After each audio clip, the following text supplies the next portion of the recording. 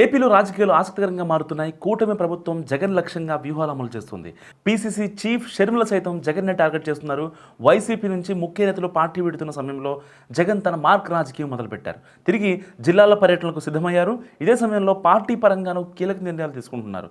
ఇక షర్మిల లక్ష్యంగా జగన్ ఢిల్లీ కేంద్రంగా కొత్త రాజకీయం మొదలుపెట్టారు. ఏపీలో ఓటమి తర్వాత పలువురు ముఖ్య నేతలు వైసీపీని వీడారు.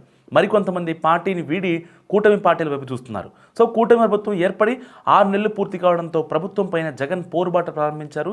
ఫలితాల తర్వాత పార్టీ పరంగా జగన్ దిద్దుబాటు నిర్ణయాలు మొదలుపెట్టారు. పార్టీ నేతలతో వరుస సమావేశాలు, జిల్లాల్లోనే బస్ చేయాలని నిర్ణయించారు. అదే సమయంలో కాంగ్రెస్లో ఉన్న సీనియర్లను తమ వైపు తిప్పుకునే ప్రయత్నాలు ప్రారంభించారు.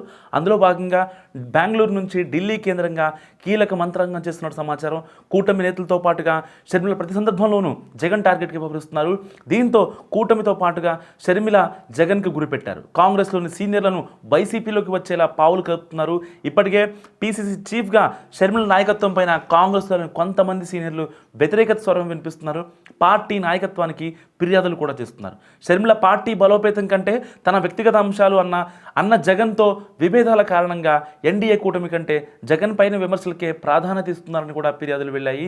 ఇదే సరైన సమయంగా భావిస్తున్న జగన్ కాంగ్రెస్ ముఖ్యులతో మంత్రాంగం ప్రారంభించారు. కాంగ్రెస్లో తన తండ్రితో పనిచేసి ప్రస్తుతం పార్టీలో పూర్తి స్థాయిలో కొనసాగలేని నేతలను తనతో కలిసి వచ్చేలా స్వయంగా మాట్లాడుతున్నట్టు తెలుస్తుంది. అందులో భాగంగానే మాజీ మంత్రి శైలజానాథ్ని కర్నూలులో జగన్ కలిశారు. కర్నూలులో వైసీపీ ప్రధాన కార్యదర్శి తేర్నికల్ సురేందర్ రెడ్డి కూతురు వివాహ రిసెప్షన్కి వెళ్లారు అధినేత.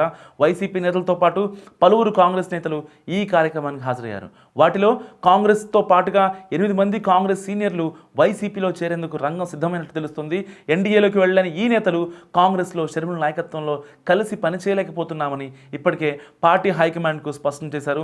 దీంతో జగన్ వీరి రాకతో తన పార్టీని బలోపేతం చేసుకోవడంతో పాటుగా షర్మిల పదవికి చెక్ పెట్టేలా వ్యూహాత్మకంగా అడుగులు వేస్తున్నట్లు కనిపిస్తోంది.